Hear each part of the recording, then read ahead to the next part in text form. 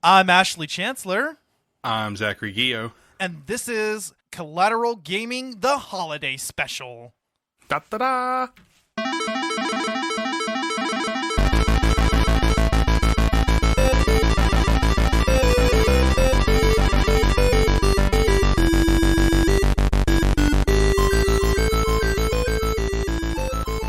Happy holidays, Merry Christmas, Happy Festivus, Happy Hanukkah, Happy Kwanzaa, Merry, Happy whatever you celebrate.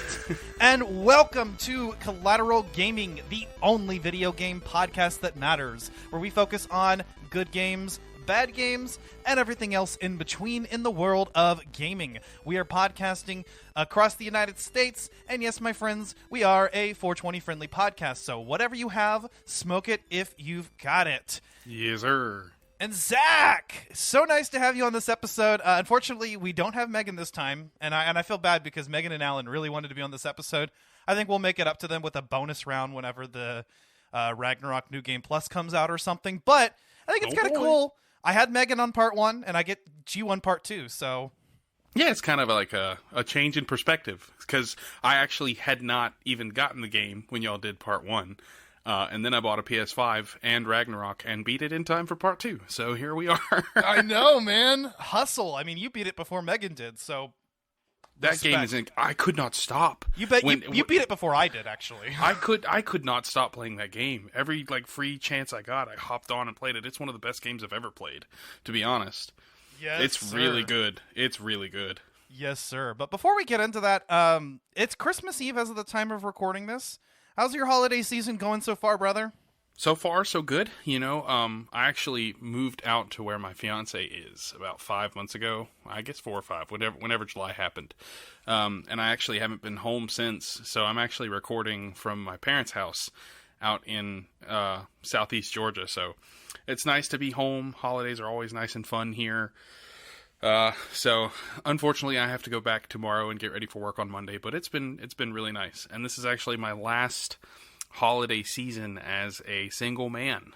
Yeah. Not really single. I'm engaged, but next year she and I will be married and we'll be spending the holidays together or at her parents or at my parents. It's just, I'm super excited for that, but it's kind of one door closing and another one opening type thing. Hell yeah. Dude, I am so excited for you and Danielle. Can't wait to go to your wedding and just, man, it's been a beautiful love story. Oh, dude, I know. And I'm in it, so I'm having the best time.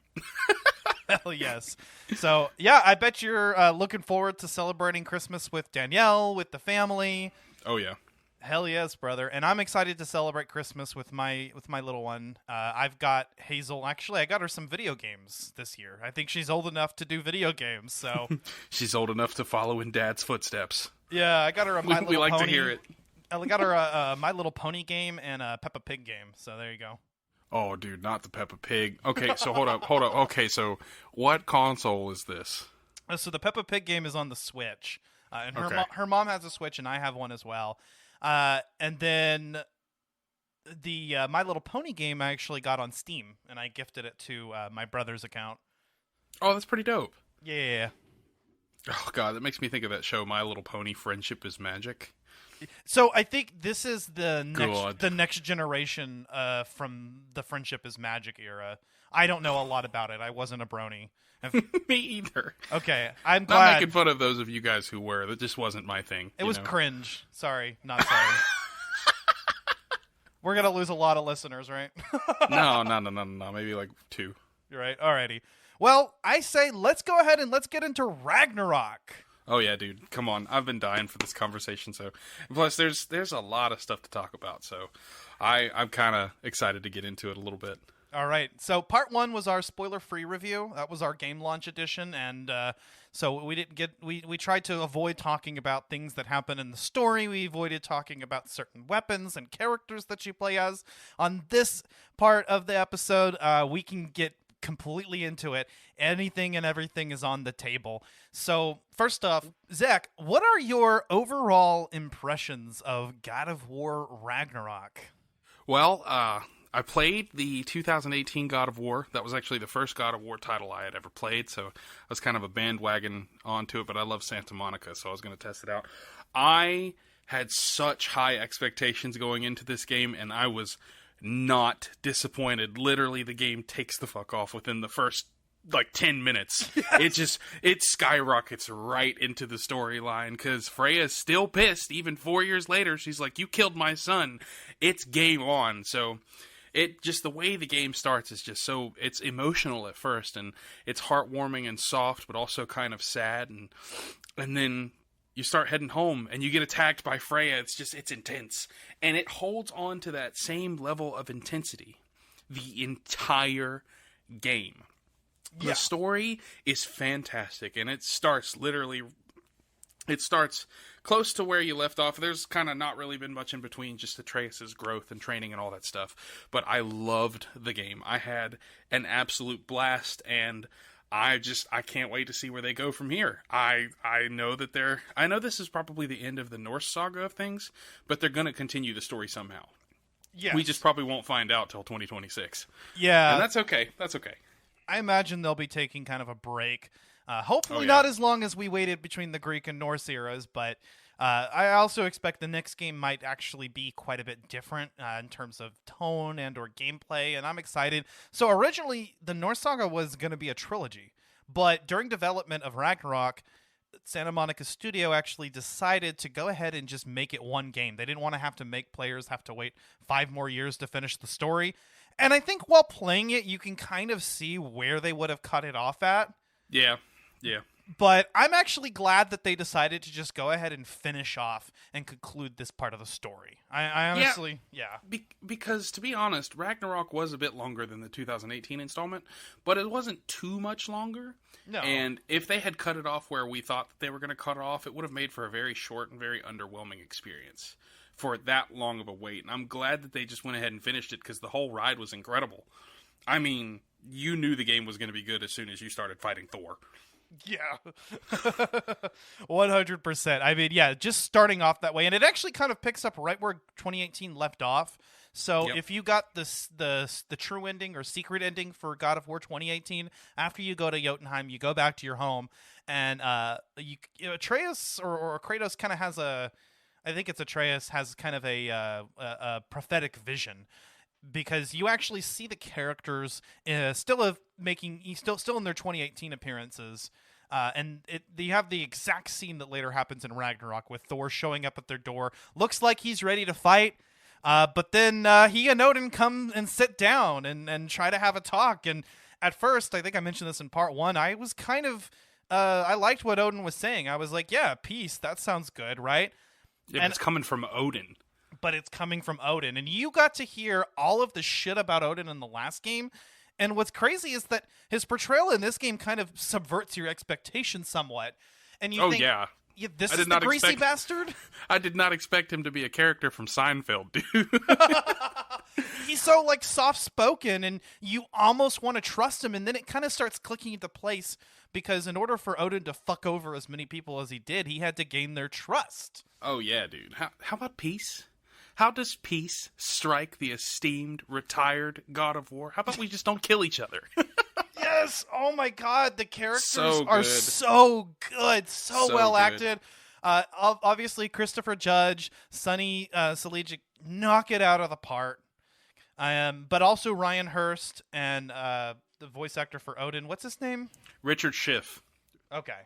Richard Schiff voices God of War Ragnarok, and honestly, he had no business being that damn good. He had no business being that good. Seriously. Honestly, when you first open the door and you see him, he is very, very intimidating. He's just kind of pissed with his eye patch, and he just sticks his arms out, and the ravens come and become the tattoos, and you're like, oh, this is the All-Father. Oh, shit. And also, can we talk for a second about how massive Thor is? Oh, yeah. He's huge, bro. He's huge. Yeah. Yeah, no, that dude could tank. And also, he has, I think, one of the best character arcs in the game. Yes, he does. Yes, he does. I really grew to love him. I had a lot of respect for the fact that he still, despite everything, did not kill Atreus. I mean, he was going to kill him, and Atreus used Sindri's spell to get out of there at the last second, which was really good timing and extremely intense, but Thor did a really good job just kind of holding himself back. Yeah. I think so. And then there's hints of that throughout the narrative, is that, like Atreus kind of starts to get to understand him and his daughter Thrud. And, you kind of see this relationship between Thor, his wife Sif, and his daughter Thrud, and the holes left behind by their sons, Magni and Modi, who you had to kill in the last game. Yeah. Okay, so when Thor attacks Kratos, he attacks them at first because Kratos owes him a blood debt. He killed his brother Balder, he killed his sons Magni and Modi. But I don't think Thor gave... In the beginning, it seemed like Thor really didn't give two shits about those guys. He really just wanted to see Kratos go all out. He wanted to see the God of War. He's like, I could get a hot shit about your fatherly advice. I want to see the God of War. Yes. And at the very end, when you're about to finish the fight, Thor's like, I see why my boys fell to you, even this lesser version of you, but I am not my sons. And your boy, and when Thor says, and your boy, you can see the heat rise up in Kratos. Yep. Like that anger, that rage is about to come out of him. He gets and your serious. Boy, all Father has plans for him. And Kratos just grabs him, headbutts him, and punches him in the face with all the rage from Sparta.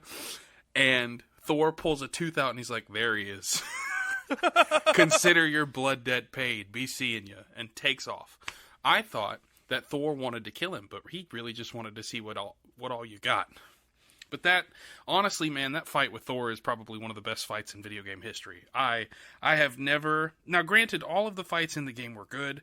In my opinion, some of the boss fights were not as fun as some of the 2018 fights, but overall, I thought the game itself was better. The story was better. The areas were better. I mean, the boss fights definitely were a lot... There was a lot more variety. It wasn't just, absolutely 50 trolls. Yep, you're right. And I kind of missed the Mists of Niflheim.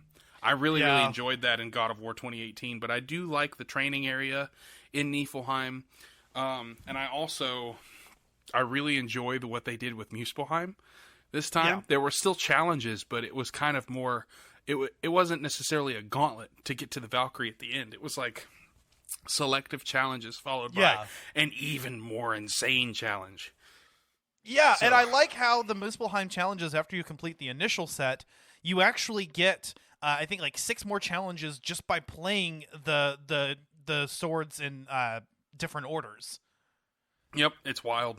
Yeah, it's wild. I actually really enjoyed the way that they did the Muspelheim, because they had to do something kind of different. And I appreciate what they did with it. Back on what you were talking about Thor, because I thought about something, and I noticed that there were a lot of parallels with the Baldur fight. Mm-hmm. But I think the Thor fight was better. Yep. I think the Thor fight was much more generous. I wouldn't call it an opening fight, because the opening fight is where you're looking for Atreus and you get attacked by the bear, but then after you subdue the bear, you realize that Atreus is the bear. Because his anger and his sadness over the loss of Fenrir caused him to shapeshift into a bear. A freaking bear. I thought that the fight with the bear was intense, and also I started another playthrough, Ash, on Give Me God of War. Bro, that fight with that bear lasted like 10 minutes. Bro, I was like, I can't dodge for this long. My fingers hurt. Is this the guy that said that he beat Sigrun on Give Me God of War? Okay, Ash, that was 2018 Zach, who was always tired from college, okay? Fair enough. But yes, I did defeat Sigrun on Give Me God of War, and that fight lasts like 25 minutes. I haven't even beat her on the regular difficulty, truth be told. Brother, you gotta change that. I do. Yeah, I need to actually 100% God of War 2018, and I need 100% this game. So actually, as I was playing the game, I was kind of 100%ing as I went along. I was clearing out each of the realms, each of the regions within the realms of everything that I could do. And if something was undiscovered, then I would come back to it. If there was an enemy, like from a Berserker fight or a Realm Tear that was just too difficult, I would come back to it. But for the most part, I was moving along, as I was going along. And then after in the post game, they actually open up a lot more to do. So I'm kind of finishing up all of that. So Muspelheim was one of the things. I didn't do all of the trials beforehand, and I didn't finish all of the Berserker fights. I left those for the post game on purpose, because I kind of. at this point, we were getting close to the recording this episode, and I was like, okay, I need to finish the main story.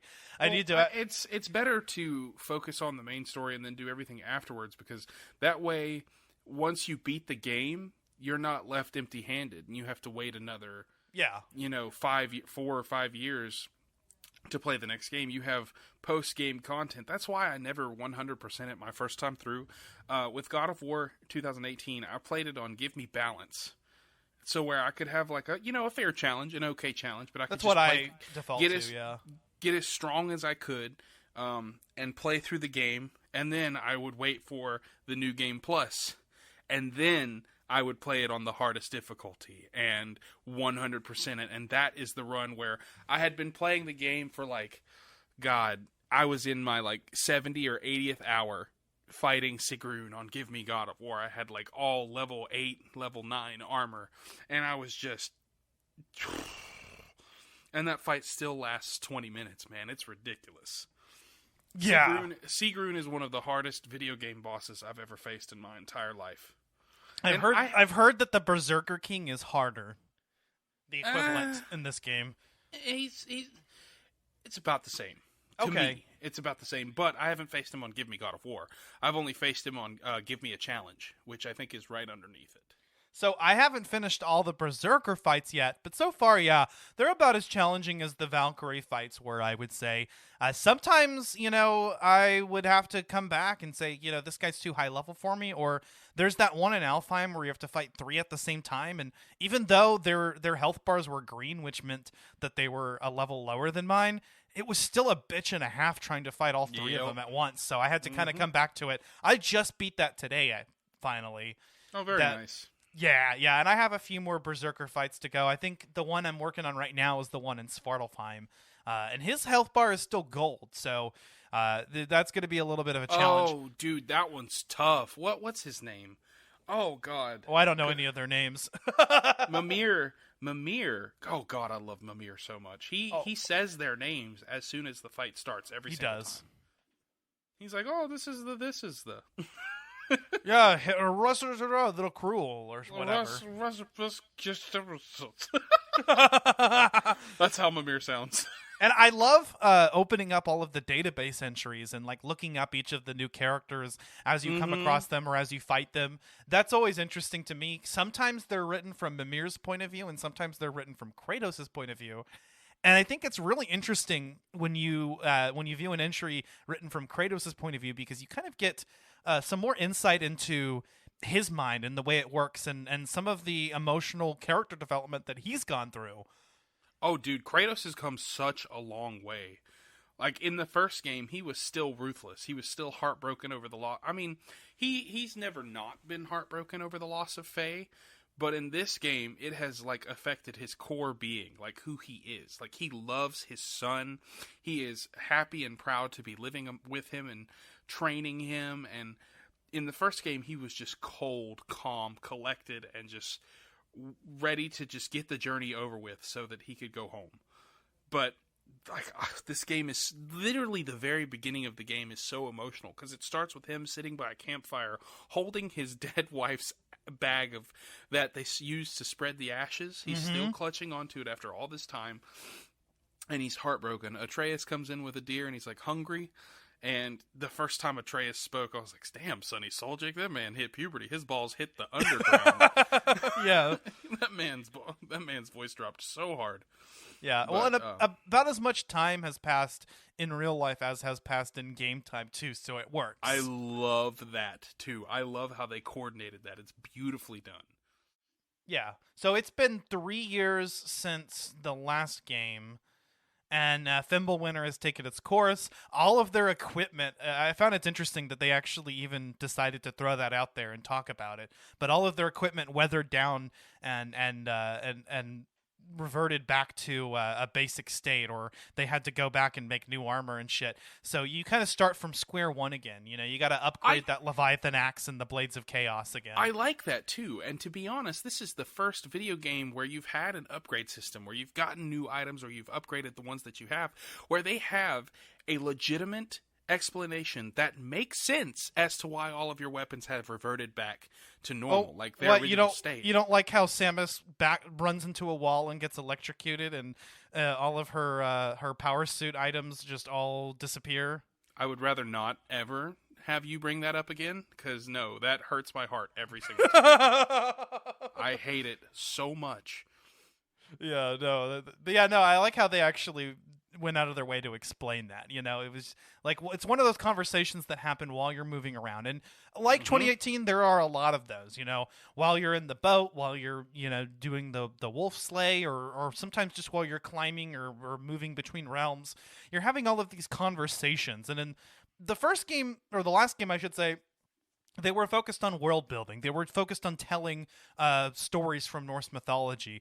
This time, I think they're more focused on the interpersonal relationships. Which is good. They need to be. They need to have these characters continue to grow. I don't want them to just be the same every single game. Yeah. I think when it comes to story building, world building, and just overall video game production, this is gonna be a hot take, all right? And I know how much you love hot takes, especially when we're talking about video games. But I think Rockstar Games and then Santa Monica are the two greatest video game studios. I think that as far as narrative, direction, and character development, Santa Monica takes the cake. World building, exploration, and finality, Rockstar takes the cake. And I want to see these two studios come together and just create the biggest freaking cyberpunk GTA God of War. Just, oh my God. Could you imagine if they collaborated? It's like Bethesda's up there with them. Like, they make giant, beautiful games, but the games don't look that great. People have to, like, mod them and stuff. And hopefully I'm dead wrong, and that this next Elder Scrolls game is just mind-blowing. I hope Starfield is just, I hope so, yeah. Blah, blah, blah, blah, blah. But, like, Elden Ring won Game of the Year, and that's great, because it's a massive game. Massive game, hundreds of hours of exploration. But what's the fucking story? Where's the... It's kind of there, but it's not... It's broken. All the lore is, like, spread out throughout the world, so you kind of have to gather it in Elden Ring. God of War is more of a presentation. A lot of people call it like an interactive movie, and I would say that that's half correct, because I will say that it does meet some of the, like, narratively it's similar to games like The Last of Us, but I think it does focus a little bit more on the gameplay than games like that do, because I would say it's roughly half and half. It's roughly half really hard, tough combat, and half exploration while the story is unfolding.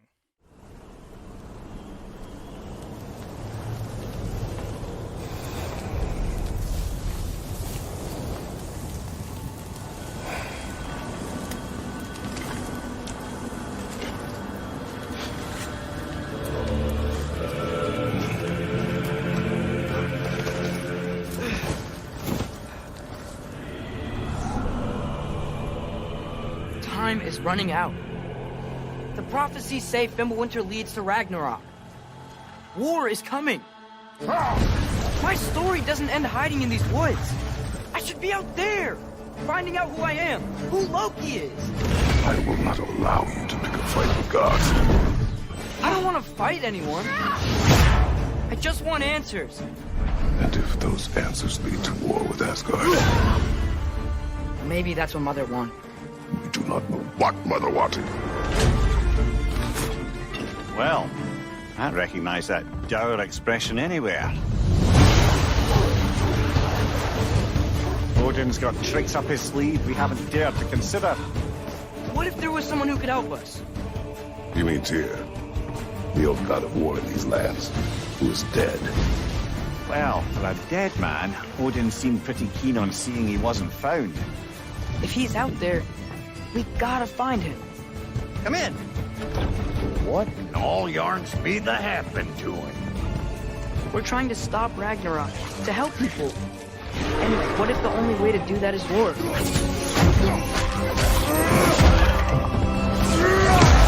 War is not the only way. Stop thinking like a father for a moment and start thinking like a general. No! You seem like a calm and reasonable person. Are you a calm and reasonable person?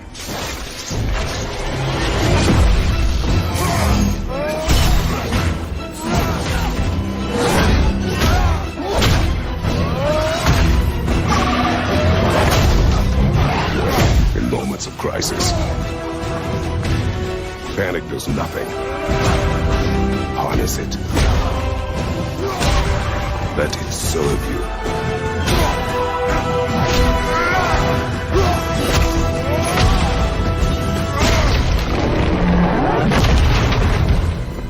Here!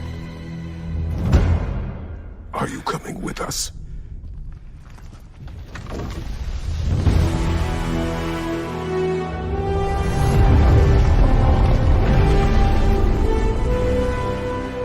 You'll get your answers soon enough. Well, some of them. I was about to say, like, I think it's the perfect balance. I think Ragnarok hits the nail on the head. Yes. I think God of War 2018, it had a really, really good balance, but I wanted a little bit more cinematic. God of War Ragnarok was perfect. Yeah, there's a lot of linearity and cinematics in the beginning, but it's good because it allows you to build up to a point where you can actually handle the exploration. And you're seeing growth in both Kratos and Atreus, and I kind of just want to sit back and watch it happen, you know? Yeah, I agree. Yeah, it's actually it's really nice to see where they take these characters, because the last game was about Kratos breaking out of his shell and learning how to bond with the son while still imparting valuable lessons to him. This game, they've already gone through that journey. It really, the focus is more on, now that they've built up this bond, they don't want to lose it, and they don't want to lose each other. And it's to the point where both kind of stumble and struggle to find their own way, you know, when the other is not around. And it's why they eventually, you know, after the mid-game point, have to make that promise to each other in Helheim. And I love that moment where Atreus actually spits the words back at Kratos that he told them in the last game. And that's just beautiful. I think that you know, we're just kind of seeing this dynamic where father and son are now learning from each other. They're becoming equals, and they have to learn. Be sorry. Be better. Be better. Yes. Oh, God. You're about to make me cry, dude. This is one of my favorite parts of the whole game. Oh, dude, it also, got can me. Can we talk about Kratos smiling at his son Yes. as he's feeding the deer at the beginning of the or not the deer, he's feeding the dogs at the beginning of the game, dude. That made me weep a little bit. I was like, this is so good. Me and my roommate Cullen, me and him were playing together at the very beginning. He was just kind of sitting back watching as I was playing the beginning of the game, and we were like, dude, this is so good. And we both started crying when Fenrir dies. I know. And we were just like, this fucking sucks, man. Why? The two grown-ass men playing a video game crying in the living room. Oh, yeah, God, it was such no, a good it'll experience. get you. And the ending, too, you know, when Kratos says, Loki must go, but Atreus remains. That got me. I was like, oh. And then the big old hug. Big old hug. And they really try to make you think that Kratos is gonna die. I mean, that was something left over from the end of the last game, and that's a persistent threat throughout the whole game. Is that, you know, they're kind of setting this up that Kratos is gonna die, you know, and the prophecy foretells it. And what's funny is that they say that they're gonna break fate, but you know, most of the game, they seem to follow exactly in the footsteps of what they're supposed to do. So it makes you think, I you fell know, for it. I thought he was going to die the whole game, dude. I was like, this is going to suck. I'm going to hate this game. And then it's perfect. And then at the very end of the game, you start rebuilding the world with Freya. And I love that because Freya, for the first third of the game, was trying to kill you. yeah, that moment where they work together. And so it starts off with she attacks them out of nowhere again, this time as a Valkyrie. And you're like, what the fuck, another Valkyrie? It turns out to be her. And then Kratos actually stops Atreus from killing her in his animal state. And it gives her a pause to think, you know, hey, maybe I can get something out of this. Maybe he can help me. So Kratos actually helps her willingly, goes to Vanaheim with her and helps her to get Break back the her spell. power. Break the spell that Odin had on her to bind her to Midgard, which was the tree. What was it? The roots of the Yggdrasil tree. And when she tries to break them, the Nidhogg breaks free, and you have to kill the Nidhogg, dude. That's god. And that was a hard fight. That's one of the hardest fights in the game. That was a difficult fight.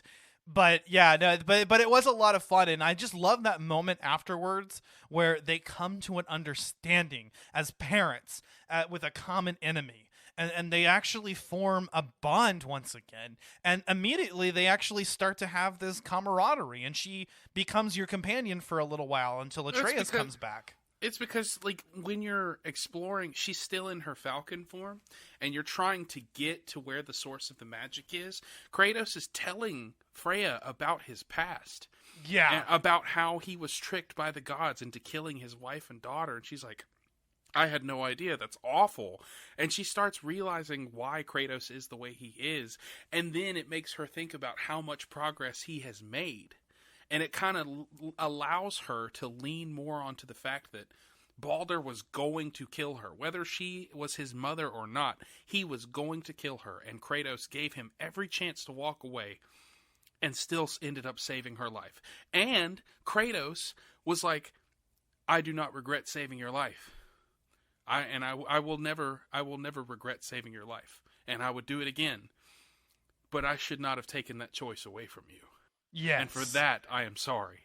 That this game is just full of such beautiful moments. And that comes full circle whenever he gives her the choice whether or not to kill Odin. And actually, all three of them, Kratos, Atreus, and Freya, all of whom have very valid reasons to want Odin dead, actually stop and think, well, we stopped the madness. Does he have to die? And then Sindri comes. Sindri is the one that ends him. Sindri, oh god, that whole Brock and Sindri thing, bro. Oh, Brock's death killed me.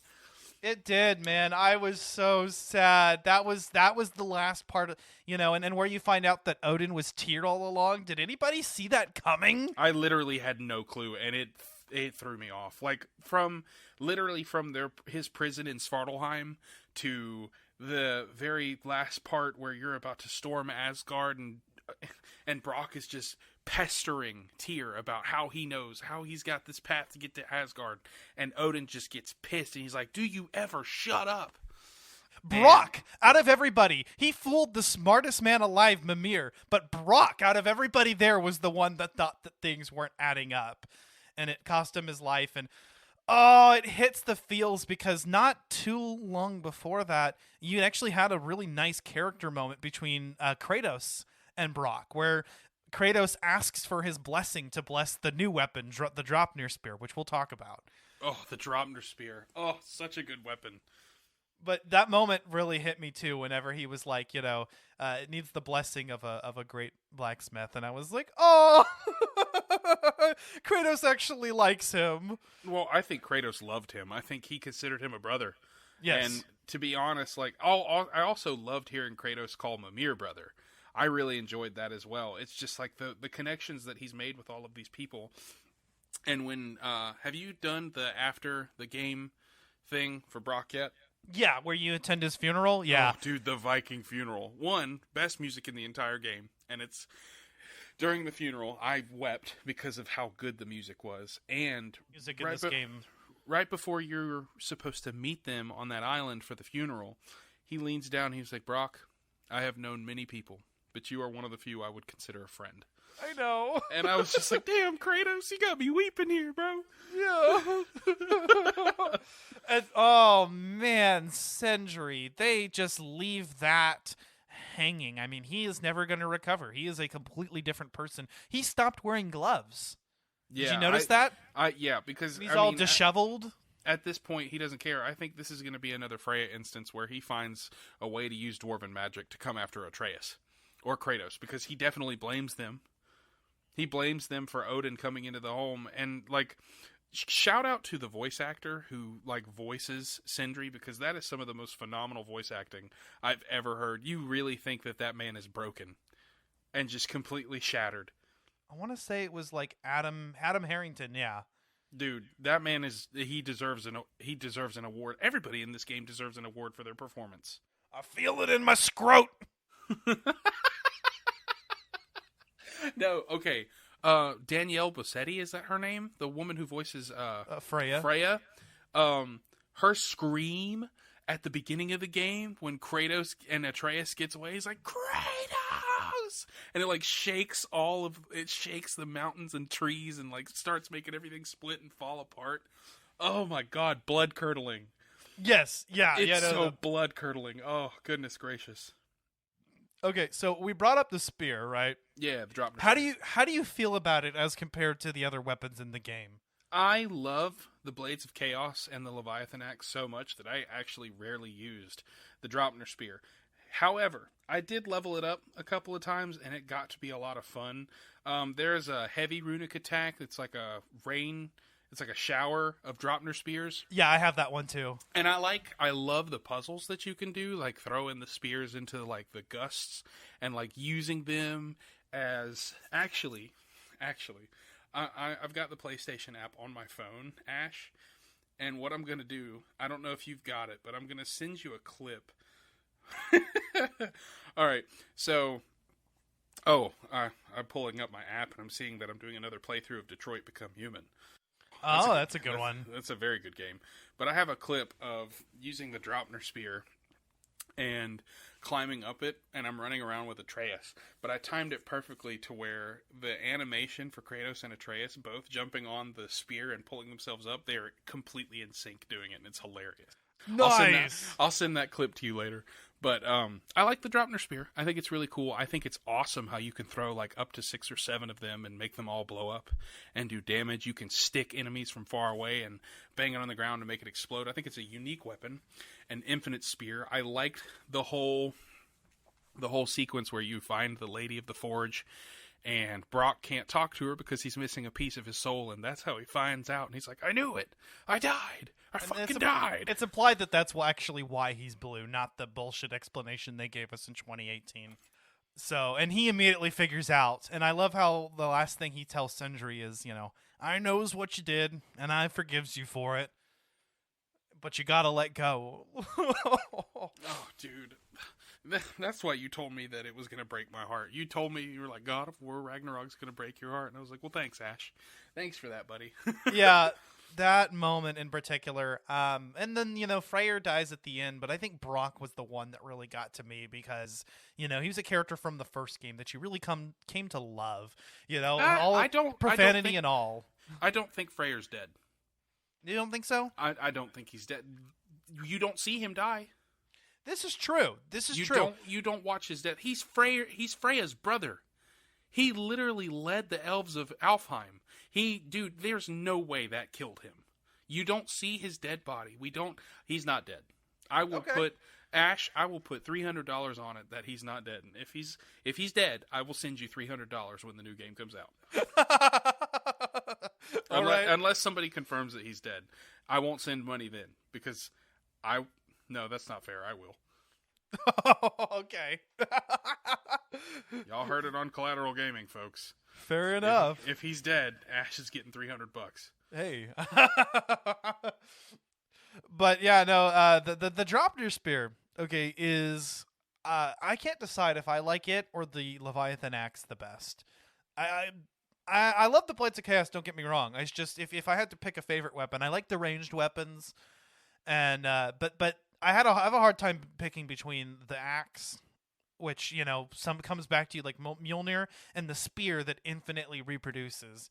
They're both just a lot of fun, and I love how the spear was brought into the gameplay, and so you have this whole other style, and you have different weapons for different situations. I found myself using all of them in all the boss fights. I would just kind of wait for my runic attacks to cool down, and it would be whichever weapon has some runic attacks or had a clear advantage in that fight. Same, literally the exact same. I would shower enemies with nothing but runic attacks, especially in the Berserker fights. Yeah, I'm a runic guy. That's why the Fallen Stars armor actually. For most of the game, I actually used the Lunda armor. I liked how it would poison enemies, which lowers their level, which was really useful for tough fights. But then once I got the Fallen Stars armor, which helps mitigate damage while you're using runic attacks, I started going for that. The Fatebreaker armor at the end is cool too. As soon as they gave that to me, I had to use it. And it has some benefits with using rage and whatnot. I like how Spartan Rage now has 3 different types. So you have the Fury from the last game, which works exactly like it did then. You have Valor, which just allows you to heal yourself. Super useful. I started using that actually as soon as it became available. And then Wrath, which I also found was really fun and useful, which was just a one-hit, like really powerful attack. Yeah, I never used Wrath. I just used Valor. Valor's good. Valor's probably my go-to. I just being able to heal myself, which is funny because my favorite runic attack for Atreus is the Ratatoskar ability, the Bitter Squirrel ability, still in the last game and in this one, because it's just so useful to be able to heal yourself when you need to. Oh yeah. And, they also added the what do they call them? Not relics. The other thing, artifacts, amulets. Yeah, and there are some that like correspond to certain like to certain of the wrath types, so you won't have some of those equipped, or they'll like make the death from above attacks easier, or make you recover from certain status effects. Or what's really cool is that when you get 3 of a certain type, they grant a particular bonus, and they're all divided by the different like realms. Yeah. And upgrading the amulets was actually like a big priority for me, because it was giving yourself all of these boons in combat. Oh yeah. And making use of those. The relics, I feel like the relics was done better in this game than the last game. I felt like the last game had a mix of like passive and active relics. This one focused more on the active ones. And I appreciated that, actually. I liked a lot of the different effects. Like the one that makes realm shifts, the one that poisons enemies is really useful because of the way that poison works in this game. The one that throws Bifrost, and then the one you get at the end of the game where you can literally lift Mimir's head and shoot Bifrost beams out of his eyes. I like involving Mimir in combat. That was a lot of fun. You know what's funny? I watched a video, and it was like God of War from Mimir's perspective. It's just the screen shaking. Poor Mimir. They addressed that too. Somebody like Atreus asks, or somebody's like, "What? Hey, why haven't you tried putting Mimir in the front? Wouldn't that be better?" And then they're like, "We tried that. He didn't enjoy seeing all of like the gruesomeness or something." Oh, the viscera. The viscera, yeah. Like, Mimir is still like one of the best characters. I fucking love him. Oh yeah, dude. And he's a lot more open with the stuff he says in this game, because him and Kratos have developed a bond. And so he's just he's along for the ride at this point. He's with them. Did you play that side quest in Svartalfheim where Kratos actually gets a little mad with something very shitty that Mimir did in his youth? With the Turtle Island thing? I don't, maybe. I'd have to go over it, because I may have done it. It sounds familiar. So there's this like creature that's an island in Svartalfheim, and there's a whole side quest around it, and apparently Mimir is at least partially responsible for putting that creature in its enslaved state. And once they release it, the creature is so conditioned that it doesn't leave. Oh, yikes. No, I don't think I've done that. Okay, so it's in Svartalfheim. Wait. I'll have to go back and check, and I'll reach back out once I figure that out, but I don't know. Okay, maybe it's a side quest that opens up in the early game, like the first time you visit Svartalfheim, but you can do it at any point. And yeah, no, Kratos actually is angry with Mimir. He actually has some animosity. He feels affronted that, like, this person, this brother that he trusts, did something so cruel in the past. Yeah. And, they kind of have a character moment there. But, Mimir actually opens up a little bit more about some of the, less than good choices that he made in the past. Yeah, because, he was working directly for the Allfather, and Odin is not great at all. Odin is a POS. Oh, he's a piece of shit for sure. The way he just treats Thor, and you pick up on that right away. Yep. He's like, he literally told Kratos, he's like, what you did to his boys, self-defense. And I mean, let's be honest, they were kind of, he said dying is what we Aesir live for, and let's be honest, they were kind of useless. Like, that's, how horrible do you have to be to tell your son that his boys were useless, and they're dead? Like, Jesus. Yeah, no, and he's just constantly hurling insults at him, I liked you better when you were a drunk, or, and just all these things, and Atreus brings it up at one point, and Odin's just like, well, that's just how he is, he just responds to that, but it's like, no, you're an asshole to your own son. Yep. Fuck you. Yeah. I never trusted Odin because I knew enough from the first game. Yep. And I don't think you're supposed to. I mean, Atreus definitely pitched it in such a way that it was like, okay, like, I know that Odin's got something up his sleeve. Like, I'm just making him think. But the thing is that Odin knew the whole time. Odin was always pulling the strings. That's why he's a bastard. Yeah. He was Tyr. He knew that they were going to go try to rescue him. He knew that Tyr was dead, but he could create an opportunity to put the situation in his favor. Yeah, and they even talk about it in the game. They're like, we know something that Odin doesn't know. Groa hid something in her prophecy, and it's that the nine realms themselves aren't all going to die, just Asgard. Well, guess what? Odin does know that. You lost the element of surprise. Yep. Surprise, motherfucker. Oh, man, Yeah. It was so heartbreaking to see him just kind of reveal that he knew the entire time. It sucks. That pissed me off. Like, I was just ready. I was like, I want to kill this bastard. And that's the moment where Kratos finally picks up, his weapons, and he's like, no, we are going to kill Odin. We have to. There's no other choice. We are starting Ragnarok. And you start to actually gather all of the denizens from all the realms. You go and you meet Surtur, and you create Ragnarok. Oh, the first time you go up to Surtur and he's like, go away, and he just taps you and you go flying across. Yeah. And then you have to fight two ancients. Oh, so good. So good. Surtur's character was very well done as well. Yeah, I really liked him. He was cool. It was like, at this point, he'd been doing this for so long that it was like, honestly, like, I don't give a shit. I love my wife. But then when he found out that there was a way to fulfill his purpose without having to involve her, then he was down. That was his duty. Yep. He was just like, let's do this. Just don't ever go talk to her. Leave her out of it. Yeah, if you visit, I don't know if you've done this, but if you visit Niflheim afterwards, you can hear her wailing. No, I did not know that. Yeah, you can. Also, you can meet the real Tyr. I haven't yet, but I've actually seen it online. The real Tyr, actually, you can go meet him. Don't tell me where. I want to run into it randomly. Okay, fair enough. Yeah, because you know me, I want as little spoiled as possible. And if you can meet the real Tyr, that would be dope. Because I'm sure he's probably a monster. Like, he's ready to just. Oh. Well, judging by his character in the last game, we know that he was actually a god of war that sought to avoid war. Yeah. It was just he was struggling to keep peace. But this version of Tyr that was Odin in disguise was even more cowardly. He was unwilling to do anything. He had no conviction. Yeah. The real Tyr was ready to fight when the moment called for it. Yep. He was like, if it needs to be done, it needs to be done.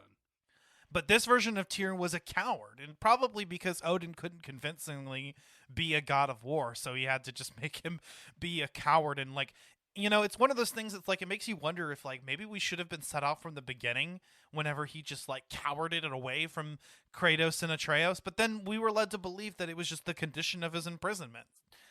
Yep. Odin's a crafty bastard. And it was interesting to find out that Freya actually genuinely loved Odin at the time of their wedding. But because they had a beautiful wedding ceremony. When you go, did you do that side quest with Freya where you go to find all of the? I did right away, actually. Yeah. And same. I like how she actually gets the garments that she wore and the sword back, and you can choose to equip those as a way of her making that her own power and using that against him in defiance. Yeah. So I actually did until I think the Fatebreaker armor came up, and then I was like, yeah, I want to use that. That's cool. But the fight with Odin, was the fight with Odin a little underwhelming with you, or did you enjoy it? I enjoyed it. I was just in the heat of the moment. It wasn't difficult. I definitely faced more difficult battles. But my hot take is that final battles don't always have to be the most difficult. They should be the one where you feel the highest stakes and you feel the epicness. And I feel like the Odin fight delivered on that. Yeah, it did. It comes right after the Thor fight, and I think I only died once during the Odin fight, and then I had to or I think I died once during the Thor fight. That's right. But so I didn't die during the Odin one, but it still was difficult. And I remember just utilizing all my weapons and this feeling of epicness where I was hanging by the skin of my teeth, but still making it through the battle progressively. Yep. Honestly, I think the exact same happened with me. I think I died once facing Thor, and I didn't die at all fighting Odin. It was just I was a battle too to the heated. death. I was like, yeah, it was a battle to the death. It's like the stakes of the world, and so you're just like dodging attacks, and you're surprised at how well you're doing, and then you get that prompt to go ahead and finish him when he's stunned, and you're like, yes, and then you get that quick time event sequence at the end where Kratos, Atreus, and Freya work together to bring him down, and it is just so fucking epic. It was really good.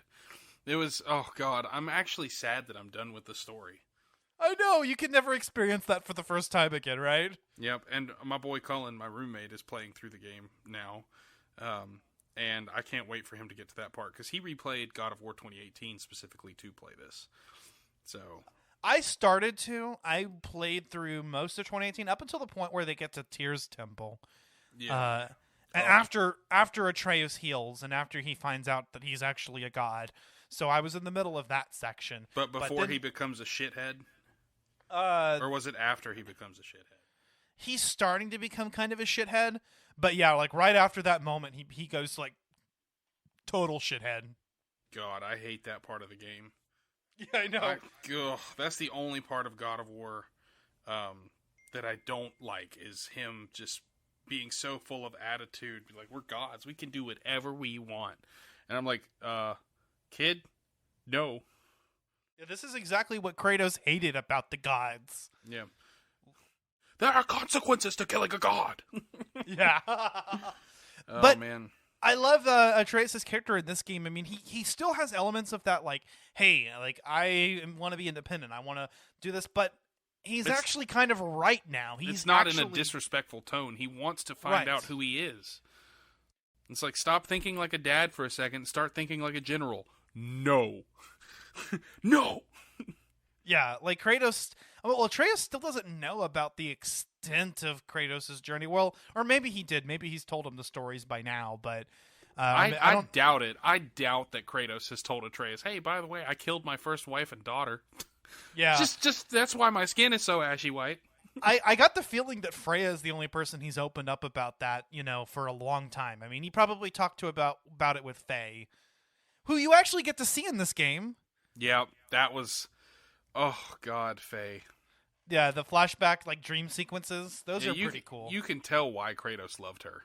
Yeah, apparently they fought, and that's what done. And she also fought Thor and caused the exact same thing to happen, the frozen lightning bolt. This seems familiar. Yes. Oh. That pays off later. I love that, like, foreshadowing. Oh, man. But yeah, but now I think that Kratos and Freya might have a little something going on. They're giving each other the fuck me eyes. You know how it is. Oh, yeah. You sought him last, even in death. The fuck you say?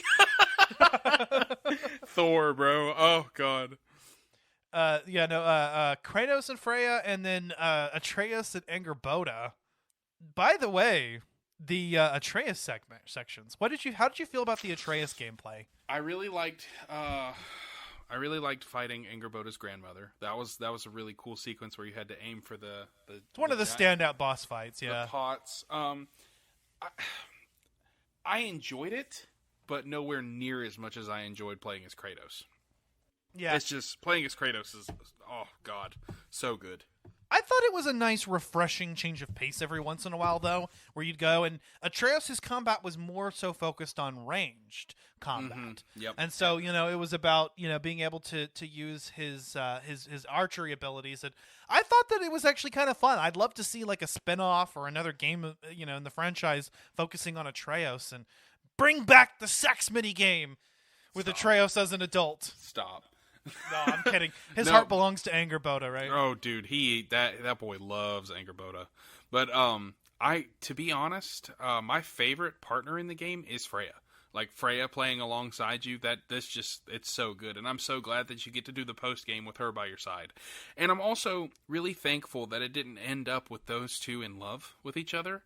I'm glad that they didn't take it that far, but I'm willing to bet that they will. Their bond will grow to a romantic point in the next game. Because, I mean, after all, Kratos saved her life. And then refused to put her in harm's way, even though she was actively hunting him for the murder or for the death of her son. And I think that with everything that they've been through, and, just with Atreus and... I think it would be a step in the right direction. I'm just glad they didn't force it in this game. Yeah, no, it wasn't the story that needed to be told. I mean, it was kind of still Kratos letting Faye go, for instance. Yeah, he's not over her yet. Right, and also grappling with questions like, if she knew I was going to die, why did she send me on this journey? Like, he even mentions at one point that he doesn't mind dying, but it's the fact that, like, she knew that he was going to die and still sent him on the journey that bothers him. Of course, we learn at the end that she knew more than she let on, more than that even, and that, she actually wanted them to kind of make their own destiny for themselves and had complete faith in them. Oh, yeah. But it's a question that he has to wrestle with throughout the game it's like, if she had the gift of foresight and she could see, why did she send me on this journey? Does she love me after all? And starts, Speaking of the gift of foresight, can we talk about how much of an asshole Heimdall is? Oh, yes! Dude, Heimdall was such a good character, man. I was so glad to fucking kill his ass, though. That boss fight was... Same. It was good. It was really good, especially when he started using magic to form his own arm. You knew he was mad. And the first hit you land on him is so satisfying. He's like, you hit me. You actually hit me. Yeah. Oh, God, it was so good. And that's why they built the Draupnir spear, because Heimdall is a character, not Idris Elba this time, but he's a character who can see all of your actions before they happen. He can predict what you're going to do. So, how do you counter that? Well, you make an infinitely reproducing weapon that he just can't, it's just too much input. He can't deal with. Yep. Oh, yeah. So the Draupnir spear is actually key during that fight. It's interesting. I just brought up the whole prediction thing. They even revealed that the Norns, the fates of these lands, don't actually see the future. It's just that the characters are so predictable that they know what they're going to do and they know their personalities. So Kratos and Atreus and Freya and the rest breaking fate had more to do with them learning to be better. Mm-hmm.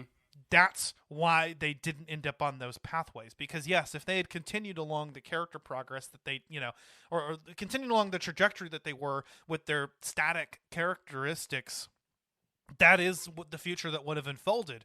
But they went beyond that. They subverted destiny by changing who they are. Yeah, and I'm going to be real. That was my least favorite part of the entire game, finding the Norns. I hated that. Really? I thought it was pointless. It was completely pointless. Oh yeah, no, nowhere. I mean, a lot of the game kind of unfolds that way. With the first game, there was kind of this more grounded, like, this is the goal. This is what you're doing. You spread your asses, asses. Spread her asses. Spread her. I'm sure Kratos did spread her ass. Oh my God! Stop. No, spread her ashes on the highest peak in the Nine Realms. In this game, it's kind of like the story goes in several different directions, and sometimes you'll go along a trajectory and do something just to find out that ultimately it didn't really progress their goals very much. Oh yeah. But it was still fun to play through the story. And when you're in Svartalheim for the first time and you're at the top of the mountain and you run into that troll, I was like, oh no, here come the repetitive troll boss fights. And then Kratos just beheads it. Uh-huh. And then you're just on your way. It was so funny. It was like, like the developers knew. It's like they listened to the complaints, and to be fair, yeah, I mean the enemies had a lot more variety this time, which was nice. It was fantastic. I have a clip of me killing a troll in like 30 seconds. Nice. Yeah, dude. I'll have to send it to you later. But I was just like, you know what? I've dealt with you guys already too much. I know how to beat you. Let's just get it over with. Get it over with. It was a troll in Midgard, close to Tyr's temple. Yeah. So, by the way, speaking of the realms, I like how the exploration is kind of subdivided now. There isn't like a main realm now. Like in the last game, it was mainly Midgard, and the other realms were kind of just like, okay, for this part of the story, you're going to go here. This game actually has you revisit realms several times, and there's just as much to do in each realm as any other. I love that. The only realm I didn't enjoy so much was Alfheim, but not Alfheim. Sorry, Alfheim was actually a lot of fun, especially freeing the what were those creatures called? The giant jellyfish-looking things. The giant, I forget. I just called them Fufkas, whatever. The giant jellyfish things. The floofgoof. Yeah. Oh, Hufkas. That's what they're called. There you go. Hufkas. So, but that was beautiful. It was Niflheim. I don't like Niflheim as much. Yeah, Niflheim was just a really fun area in the first in the last game, and then this game is just kind of a it's very icy, which I guess is accurate, but it also just makes it very similar to Helheim, and then there's just not a lot to do in that realm, even in the post game. Yeah, it's kind of lame. I wish they in the post game gave you access to like the mists again, because that was fun in the previous game, and you could like build up again. It would be cool to visit something like that, like in like DLC, maybe. Yeah, I could see them doing that, or maybe having a DLC showing us what Atreus is doing at the end of his journey now, because we don't see him at all in the post game. And by the way, if you didn't like spend your time leveling him up, I guess you're shit out of luck. Luckily, I did get all of his skills and had extra experience to boot at the end of it. So yeah, and nothing to spend it on, but. Yeah, no, Atreus is just completely gone after the ending cutscene of the main story. So a DLC, maybe kind of seeing what he's up to would be fun. Yeah. It would be a fantastic time. And honestly, dude, I've had such a blast with Ragnarok, and I'm kind of sad that it's over, but there's still much to do, and a new game plus that's on its way. Spring 2023. I was happy to get that announcement this week. Some people were kind of were kind of disappointed that it didn't ship with the game. Like I saw some people complaining about it, and I was like, well, the thing is that God of War 2018's New Game Plus actually added a bunch of new equipment and shit to do with. Mm-hmm. So that makes sense. I think that them not including it at launch is why this game came out as a beautiful product and didn't have to suffer from like crunch, for instance. Yeah, and honestly, it gives you more time to really just appreciate that first playthrough, and it kind of gives you a chance to take a break from it, go play other games, and then when that new game plus hits, you can come back, load up your manual save from your first game, and do it all over again. But this time, the enemies are going to be harder, they're going to be smarter, you're going to get better equipment, and you're going to get to have more fiercer battles, like fighting Garm twice in Helheim, only to imbue him with the soul of Fenrir, and make him just this giant sweet puppy dog, and I was so happy.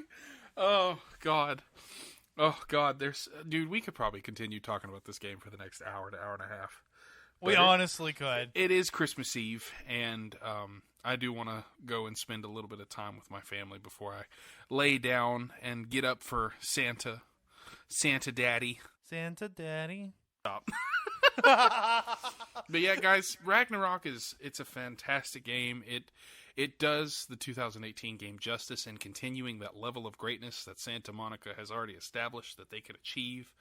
I'm really, really excited for God of War.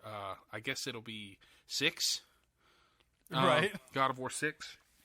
And until then, Ash and I will continue to explore awesome video games, and we'll probably see you guys next week with a bonus round. Because I'm going to start trying to be on the podcast every week or so if we could do something like that, because I've been gone for long enough and I've missed Collateral gaming, and it's time to come back. So hell yes, brother. But, yeah, well, man. as for my final thoughts, I think that Ragnarok is 100%, 110%. It was more than what I needed. It did everything that made the 2018 game so great and expanded on it. I think maybe the story of the last game was a little tighter, but this story was still such a fitting conclusion to that, and the gameplay improves on its predecessor in almost every way. Yep. 100% my game of the year. I was not disappointed. I think Santa Monica Studio blew it out of the water, just completely delivered. And no, this game isn't a revolution. This game doesn't change very much, and that's because the last game was such a big shift, a tonal shift, a gameplay shift, that this one didn't need to be. I expected God of War 2018, but better, and that's what I got. Absolutely.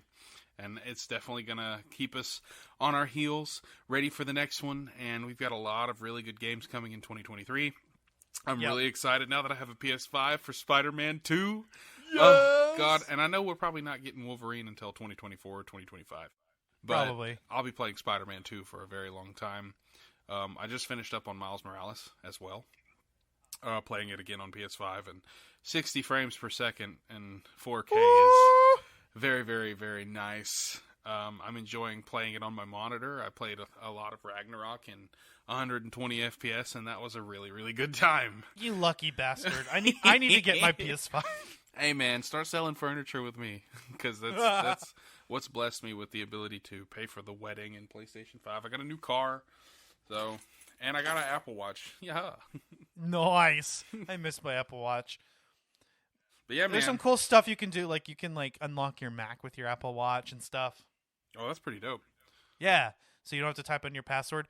But yeah, God of War Ragnarok, awesome. It was just the perfect Christmas present, I think, that we needed. It's why we're talking about it for the holiday special.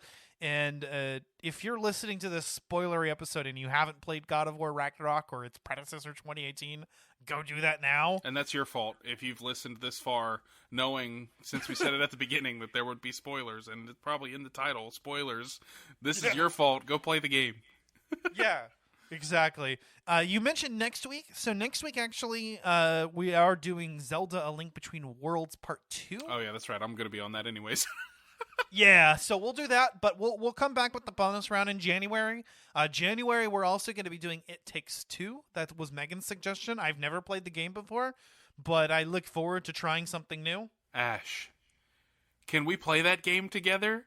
Yeah. Because I have it on PS5. Maybe I don't have anybody else to play with, so... Dude, we should start a file from the beginning. That would be super gay. Let's do it.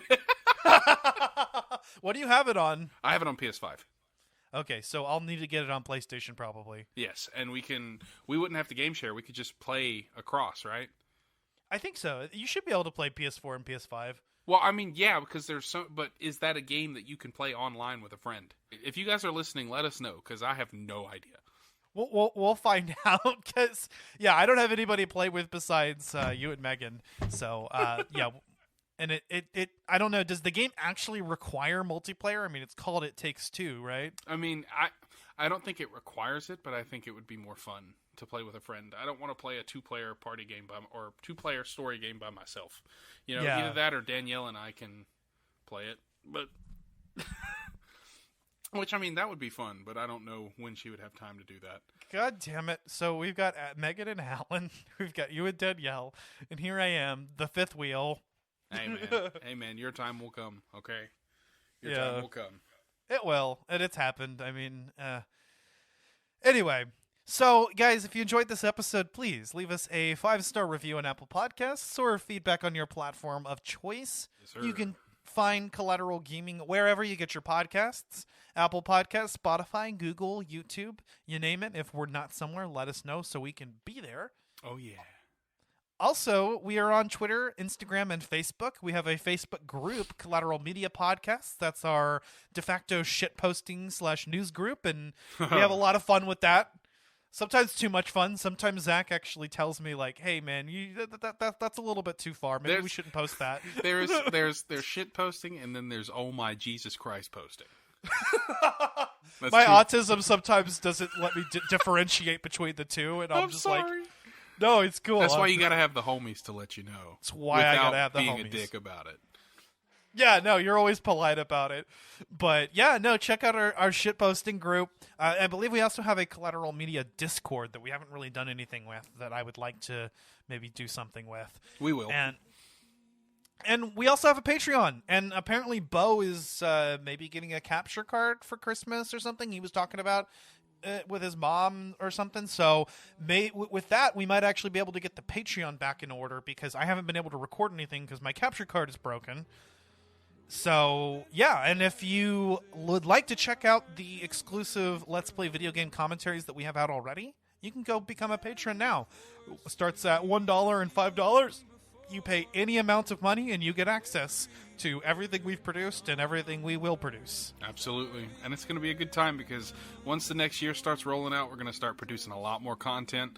I can't wait to really get into it and start doing some Let's Plays on some pretty serious games now that we've got the hardware. So we're overdue for God of War and Ragnarok. Oh, yeah. I think we'll probably just go in with Ragnarok and start there, but we can definitely do a Let's Play of Spider-Man 2 when that comes out. That'll be a good time.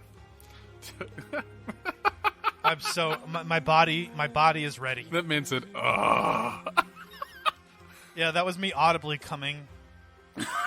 Well, all right, guys. I think I am going to go ahead and hop off for the night. All right. Well, Zach, this was a very fun episode. Always a blast shooting the shit with the homies. Oh, yes, brother. So, Ragnaroks. All right. Well, that being said, I've been Ashley Chancellor. I have been and always will be your friend. No, I'm Zachary Gio. And boy. See y'all later. Fuck Greg Abbott. Fuck Elon Musk. Merry Christmas, guys. And Merry Christmas. Happy holidays. Bye. I have no more kept my warm, then blood upon the snow.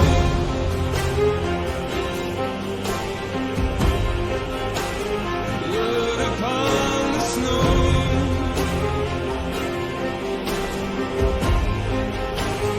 Blood upon the snow.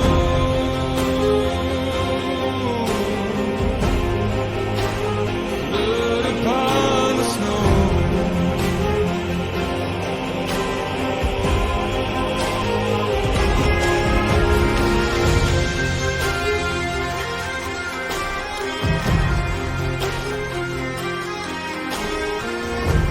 It's not my arms that will fail me, but this world takes more strength than it gave me. The trees deny themselves nothing that makes them grow. No rainfall, no sunshine, no blood upon the snow.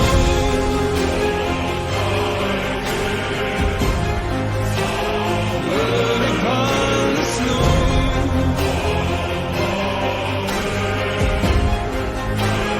Blood upon the snow.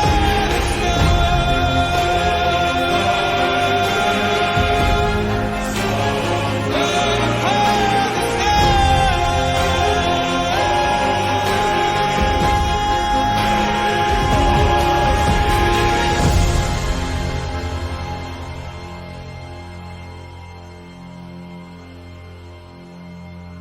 To all things housed in her silence, nature offers violence. Collateral Gaming is a Collateral Media podcast. All music and game clips are owned by their respective creators and are used for educational purposes only. Please don't sue us. We're poor.